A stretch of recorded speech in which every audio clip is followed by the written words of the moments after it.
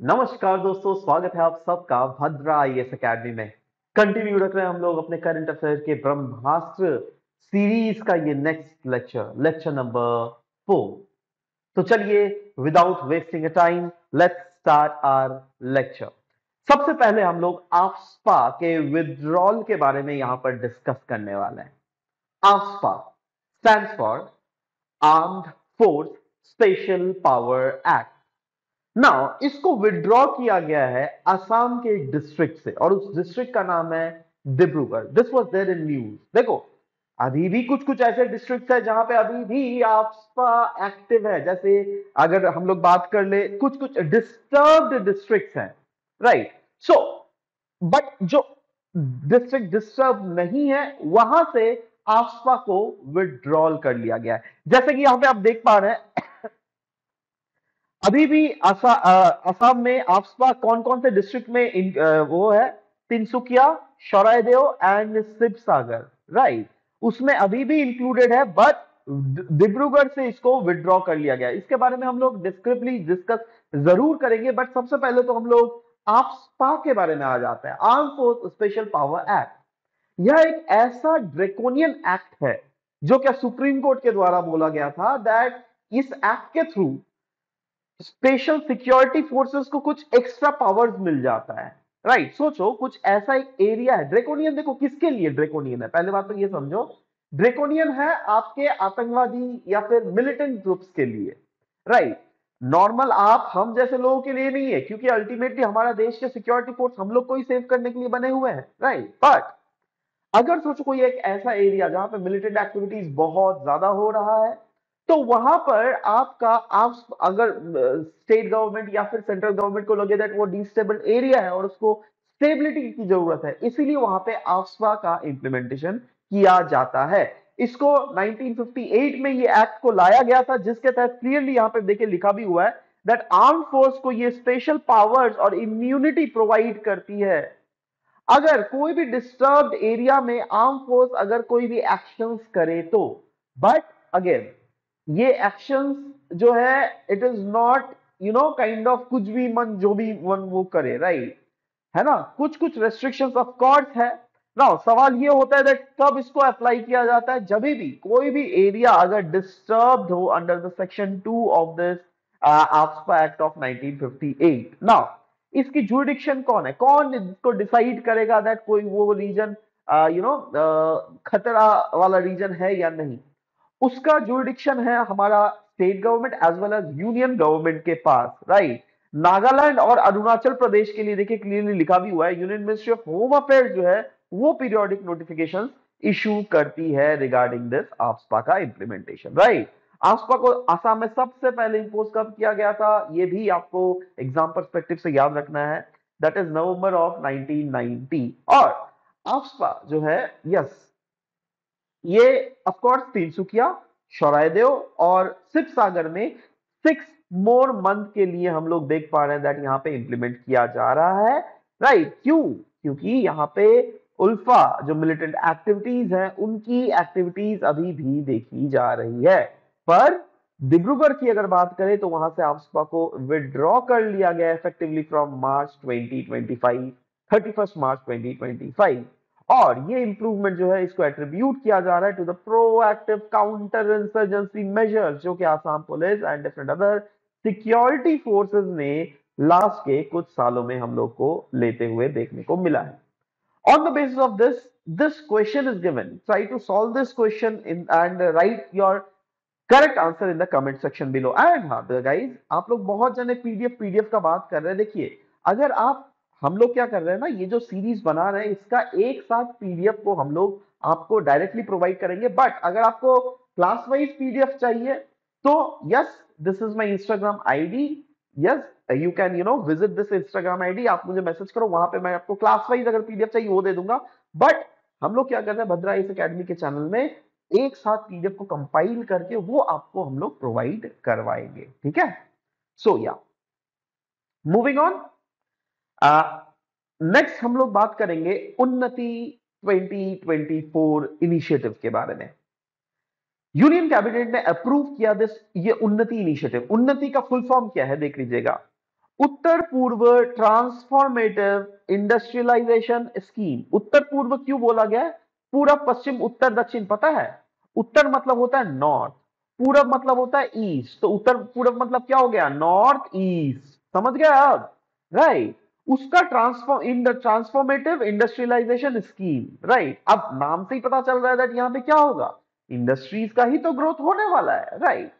सो objective क्या है? इस ऑब्जेक्टिव क्लियरली मेंशन है दैट जी हाँ, इंडस्ट्रीज को डेवलप किया जाएगा जिससे इंप्लॉयमेंट भी जनरेट होगी ओवरऑल नॉर्थ ईस्ट रीजन में। इससे फायदा ये होने वाला है दैट इन्वेस्टमेंट तो अट्रैक्ट होंगी ही, बट साथ ही साथ वैसे इंडस्ट्री सेटअप होंगी जो क्या रिन्यूएबल एनर्जी को प्रमोट करती है, जो क्या इलेक्ट्रिक व्हीकल चार्जिंग स्टेशन को प्रमोट करती है, जो क्या ऐसे इंडस्ट्रीज है जो क्या इन्वायरमेंटली हार्मफुल नहीं है, जैसे सीमेंट, प्लास्टिक। अच्छा, कमेंसमेंट ऑफ प्रोडक्शन की अगर बात करें, देखो हर एक एलिजिबल इंडस्ट्रियल यूनिट जो है वो अपने प्रोडक्शन एक्टिविटीज को या फिर ऑपरेशंस को with in 4 years from the grant of registration include कर सकती है। और इसमें जोन क्लासिफिकेशन भी किया गया है, दैट इज डिस्ट्रिक्ट्स को जो है जोन ए वैसे डिस्ट्रिक्ट्स होंगे जिसमें industrially advanced manufacturing company setup की जाएंगी, और जोन बी इंडस्ट्रियली बैकवर्ड होंगी इंसेंटिव्स को ग्रांट्स के लिए, राइट। अच्छा, इन्वेस्टर्स के लिए क्या इंसेंटिव होने वाला है? देखो बहुत सारे होने वाला है। जैसे अगर आप इन्वेस्टर हो, राइट, तो उनको ऊपर जीएसटी एप्लीकेबिलिटी के कुछ कुछ चीजें छूट दी जाएंगी, जैसे कैपिटल इन्वेस्टमेंट इंसेंटिव प्रोवाइड की जाएंगी, central capital interest subvention schemes का फायदा मिल जाएगा, manufacturing and service linked incentives के फायदा मिल जाएंगे नए यूनिट्स को सेटअप करने के लिए, राइट। तो ये सब कुछ कुछ फायदा है। बात करेंगे हम लोग नेक्स्ट न्यूज के बारे में। ऑफ कोर्स पिछले साल भी ये न्यूज में था, इस साल भी ये न्यूज में था, क्योंकि फाइनली ग्रांट कर दिया गया है मोयदाम्स को यूनेस्को के वर्ल्ड हेरिटेज लिस्ट में। सो सवाल होता है दैट ये मोयदाम्स होते क्या है? मोयदाम्स यह एक एंशियंट ब्यूरियल माउंड है ऑफ द अहोम किंग्स, जो क्या ऑफ कोर्स असम के शौरायदेव डिस्ट्रिक्ट में हमें देखने को मिलता है, कुछ ऐसा देखने को मिलता है, राइट। और यह असम के कल्चरल और हिस्टोरिकल हेरिटेज का एक बहुत ही इंपॉर्टेंट पार्ट है। क्यों? क्योंकि अहोम डायनेस्टीज के जो राजा रानियां थी उनका ये बरियल ग्राउंड भी है। और इसी के साथ इंडिया के पास अभी 43 ऐसे प्रॉपर्टीज है जिसको वर्ल्ड हेरिटेज साइट्स में इंक्लूड किया गया है। ना असम का सिग्निफिकेंस अगर बात कीजिएगा तो असम में ये थर्ड वर्ल्ड हेरिटेज साइट है आफ्टर काजीरंगा और Manas wildlife sanctuary. Kaziranga national park को 1985 में नेचुरल कैटेगरी के अंडर ये टैग मिला था, वहीं पर मानस वाइल्ड लाइफ सेंचुरी को 1985 के में अगेन नेचुरल कैटेगरी के अंडर इसको मिला था। बट अभी मोयदाम को जो ये कैटेगराइजेशन यूनेस्को का वर्ल्ड हेरिटेज साइट का स्टेटस दिया गया है, ये कल्चरल कैटेगरी के लिए दिया गया है, राइट। और कल्चरली क्या इंपॉर्टेंस है? ये मोयदाम जो है ना, इजिप्ट में जैसे पिरामिड्स हैं, है ना, वैसे ही यहां पर असम में ये है मोयदाम, राइट। और कहा जाता है ये एक यूनिक ब्लेंड है ऑफ टाई कम्युनिटी, जो कि ऑफ कोर्स माना जाता है दैट म्यांमार से माइग्रेट करके इंडिया में आई है, और अहोम कम्युनिटी तो है ही, राइट। उनका एक यूनिक ब्लेंड बोला जा रहा है। On the basis of which this MCQ is given, try to solve this MCQ and write the correct answer in the comment section below। और जी हाँ, आंसर्स की भी अगर बात करें तो मैं जो वो पीडीएफ दूंगा ना, उसी में आंसर्स भी आपको मेंशन कर दूंगा, राइट। और कोई भी अगर कैसा भी आप लोगों का डाउट हो, please feel free to reach out to us. We at Bhadra IAS Academy is always there to help you up, right. रही बात पीडीएफ, तो जैसे पीडीएफ अगर अगेन कंपाइलेट वर्जन में हम लोग को दिया जाएगा ही, बट अगर आपको सेक्शंस वाइज लेसन वाइज चाहिए तो you can contact me in my Instagram handle, I'll give you there, right? Otherwise just wait for few days, you will get it, right? Anyways, ये दूसरा क्वेश्चन है on the same thing, right. Just try to answer this question as well in the comment section below. Of course I will be happy to check your answers over there, right. Next next हम लोग बात करेंगे Doppler weather radar के बारे में। Recently X band Doppler weather radar को जो है आसाम के यूनिवर्सिटी जो क्या सिलचर है, सिलचर में है, वहां पर सेटअप किया गया है ना। इसका फायदा क्या होने वाला है?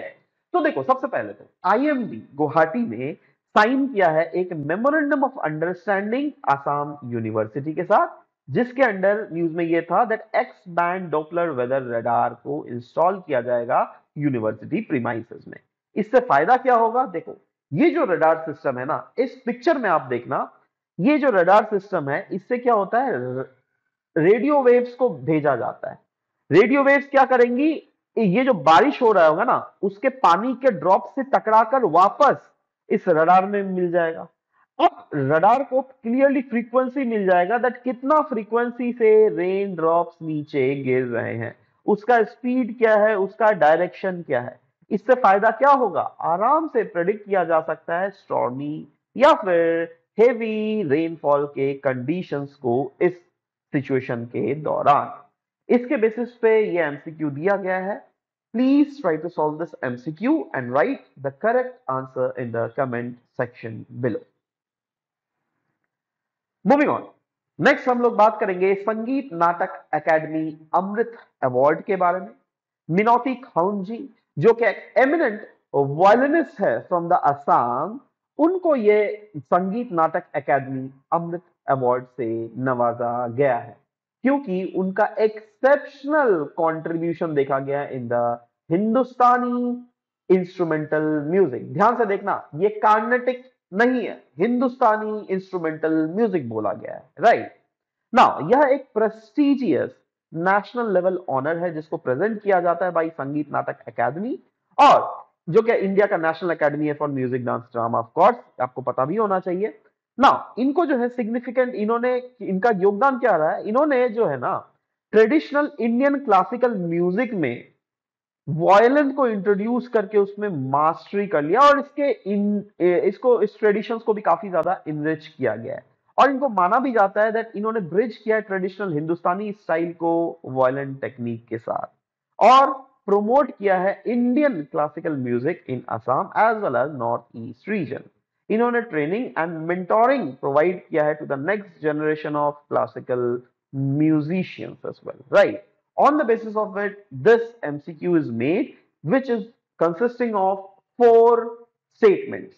What I want you is that आप just go through this 4 statement by line and try to answer the correct option in the comment section below, right? चलो, नेक्स्ट हम लोग बात करेंगे रॉन्जॉय शिलालिपि, शिलालिपि माफ करना, रॉन्जॉय शिलालिपि के बारे में, right. Now what this Ronjoy शिलालिपि इज, पहले तो कंटेक्स्ट देख लेते हैं जिसके न्यूज में आया था, राइट। देखो, बैटल ऑफ भराली के बाद अहोम्स ने, माना जाता है, इरेक्ट किया था एक विक्ट्री पिलर बैटल ग्राउंड में, इसी को कहते हैं रॉन्जॉय शिलालिपि। बैटल ऑफ भराली जो है, ये किस किस के बीच में लड़ा गया था? अहोम्स और मुगल्स के बारे में। देख रहे हो कितने सारे एमसीक्यूज के क्वेश्चंस बन जा रहे हैं ना, है ना, और क्योंकि ये न्यूज में था, that's why it is becoming very important as well, right. बोला जाता है it occurred during the reign of Ahom king Pratap Singh, जिनको शुशेंगफा भी बोला जाता था, राइट। इन्होंने रूल किया था 1603 से लेकर 1641 सी में, एंड ये जो बैटल था, बैटल ऑफ भड़ाली, इसमें बहुत सारे एंगेजमेंट्स हो गए थे where the Ahoms were successfully defended their territory from the Mughal invasion. इसी के ऊपर में ये न्यूज था जिसके ऊपर ये एमसीक्यूज भी बनाया गया है। We are hoping just you can solve this MCQ easily and write the correct option in the comment section below. दूसरा ये बताया गया है, just try to you know solve this MCQ as well and write the correct answer in the comment section below. Next हम लोग बात करेंगे Akshar forum के बारे में। This was there in news, right. Now Akshar forum क्या चला रही थी ना, एक यूनिक काइंड ऑफ स्कूल चला रही थी। इस स्कूल में क्या हो रहा था, बच्चे जो है ना, जो अनप्रिविलेज थे, जिनको शिक्षा प्रॉपरली नहीं मिलती है, what they do is that they bring the plastic waste, and on the basis of that आपको एजुकेशन प्रोवाइड किया जाएगा। आप घर से या फिर कहीं से प्लास्टिक वेस्ट को ले आओ, हम आपको एजुकेशन प्रोवाइड करेंगे, राइट। तो यहां पे यही बोला गया, अक्षर फाउंडेशन जो कि एक यूनिक स्कूल चलाती थी, और इसने ग्लोबली रिकॉग्निशन भी हासिल किया। क्यों? क्योंकि इन लोगों ने प्लास्टिक वेस्ट ले रहे थे, उसके बदले एजुकेशन प्रोवाइड कर रहे थे। दीपोर बिल के सामने ये अक्षर फोरम लोकेटेड है, और ये एरिया से इकोलॉजिकली बहुत ज्यादा सिग्निफिकेंट है, और बहुत सारे अनप्रिविलेज्ड कम्युनिटीज यहाँ पे रहते हैं, उसी लिए ये चीज किया गया है ना। इसका थीम था education through sustainability. Plastic free model है ये, जहां पे स्टूडेंट, जैसे कि मैंने पहले ही बोला, प्लास्टिक वेस्ट ले आएगा from the house hold and other thing. इससे फायदा क्या होगा, स्टूडेंट्स को इनडायरेक्टली इन्वायरमेंट का अवेयरनेस भी हो रहा है, और practical skills and recycling techniques भी यहाँ पे सिखाया जाता है। जी हाँ, स्टूडेंट्स को ट्रेन किया जाता है ऑन रिसाइकलिंग टेक्निक्स, राइट। ये प्रोवाइड करता है वोकल ट्रेनिंग, और टीच देम, उनको टीच किया जाता है value of value life skills along the academics. Academics तो सिखा ही जाता है, बट एक अच्छा इंसान बनने के लिए हम लोग को ये भी समझना पड़ेगा दैट हमारे जो आसपास वाले जो पर्यावरण है, दैट इज हमारे आसपास वाले जो इन्वायरमेंट है, उसको भी क्लीन हम लोग को रखना पड़ेगा, राइट। सो इसके बारे में ये क्वेश्चन दिया हुआ अक्षर फोरम के बारे में। Please read the question, pause the video and write it in the comment section below. Next, doctor Bhupen Hazarika award. George baker, जो कि एक वेटरन एक्टर हैं, जिन्होंने एक लीड एक्टर का रोल किया था इन आइकॉनिक एसमीज मूवी, जिनका नाम था चमेली मेम साहब। ये रिलीज हुआ था 1975 में। तो यही जॉर्ज बेकर थे, यही जॉर्ज बेकर थे। इनको रिसेंटली कॉन्फर किया गया with doctor Bhupen Hazarika award. यह एक रिनाउंड एक्टर थे with notable contribution in Assamese cinema, that's why he have received this award. On the basis of this, please read the question and write the answer in the comment section below. Next, हम लोग बात करेंगे Khongjom day के बारे में। 23 अप्रैल हर साल celebrate किया जाता है एज खोंगजोम डे। यह सेलिब्रेट किया जाता है क्योंकि मणिपुर में हर साल यह सेलिब्रेट किया जाता है क्योंकि मणिपुर याद करती है उनके वॉर हीरोज, जिन्होंने 1891 में एंग्लो मणिपुरी वॉर में लड़ा था, राइट। तो यही बोला गया, brave shoulders of Manipur who laid their down their lives in the Anglo Manipuri war of 1891। ये वॉर जो है वो मार्क करता है critical turning point in the history of Manipur, क्योंकि इसके बाद ही एनेक्सेशन हुआ किंगडम ऑफ, ये पूरे किंगडम का by the British India. Battle of Khongjom fought किया गया था 23 अप्रैल 1891 में, and it was the final and the most decisive battle of the whole conflict. On the basis of this question is given, please try to solve the question and give us the correct answer. This was all about the discussion. I hope that this was a beneficial discussion for you all. We will be meeting in next session. Till then, bye bye, take care, and thank you for listening to the whole video.